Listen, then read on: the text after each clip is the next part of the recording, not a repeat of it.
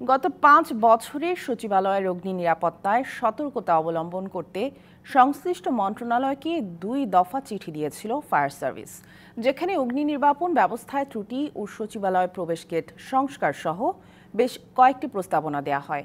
কিন্তু প্রশাসনিক আমলারা আমলই নেয়নি বিষয়টি, যে কারণে সচিবালয়ে লাগা আগুন নেভাতে বেগ পেতে হয় দমকল কর্মীদের। অগ্নি নির্বাপন বিশেষজ্ঞরা বলছেন, কর্মকর্তাদের সদিচ্ছা ও জবাবদিহিতা নিশ্চিত না করায় এমন অনাকাঙ্ক্ষিত ঘটনা ঘটেছে। বাংলাদেশ সচিবালয় রাষ্ট্রের গুরুত্বপূর্ণ স্থানেই থাকে সরকারি সব নথিপত্র, চলে কর্মব্যস্ততা, কিন্তু অগ্নি নিরাপত্তার বিষয়টি নিয়ে বারবার প্রশ্ন উঠেছে। বিগত ফ্যাসিস্ট হাসিনা সরকারের আমলে কয়েকটি অগ্নিকাণ্ডের ঘটনা ঘটে এই সচিবালয়ে। এরপর অগ্নি নিরাপত্তা বিষয়টি নিয়ে সরেজমিন প্রতিবেদনও তৈরি করে ফায়ার সার্ভিস।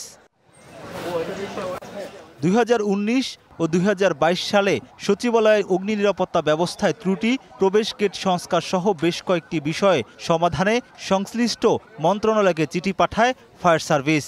২৫ বছরের ওয়ারেন্টিযুক্ত দীর্ঘস্থায়ী দরজা প্রোটেক্টর, আধুনিক ও মজবুত দরজা।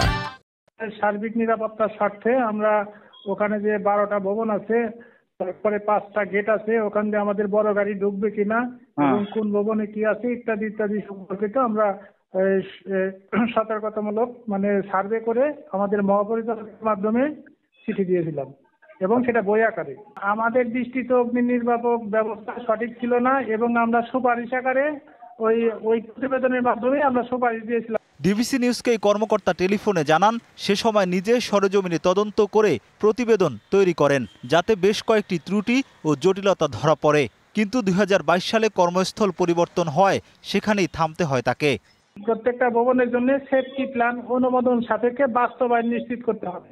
এই ব্যাপারে ছোটখাটো দুর্ঘটনা ঘটছে, কিন্তু বড় দুর্ঘটনা ঘটেনি। কিন্তু বড় দুর্ঘটনা ঘটতে পারে যে কোনো ভবনে বা যে কোনো সময় যে কোনো জায়গায় ঘটতে পারে, বিধায় আমরা এটা সার্ভে করে রিপোর্ট দিয়েছিলাম।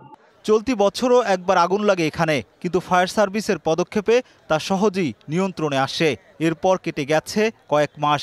সবশেষ গতরাতে সচিবালয়ে আগুন লাগার পর গেট ভেঙে ঢুকতে হয় ফায়ার সার্ভিসের গাড়ি। অগ্নি নির্বাপন বিশেষজ্ঞরা মনে করছেন, সচিবালয়ের ফায়ার সেফটি বিষয়টা যারা দেখছেন তাদের জবাবদিহিতা নিশ্চিত হয়নি, অভাব ছিল আন্তরিকতার। যে মন্ত্রণালয় ফায়ারকে আপনি পরিচালনা করে, সেই মন্ত্রণালয় যদি এগুলো না মানে, তাহলে দেশের বাকি লোক কেমনে মানবে? তো এখানে মনে হয় যে তাদেরকে জবাবদিহিতার ভিতরে নিয়ে আসতে হবে। জবাবদিহিতা মানে জনসম্মুখে তাদেরকে নিয়ে আসতে হবে। সচিবালয় এ ধরনের দুর্ঘটনা এড়াতে এখনই বিশেষ উদ্যোগ নেওয়া জরুরি বলে মনে করেন সংশ্লিষ্টরা।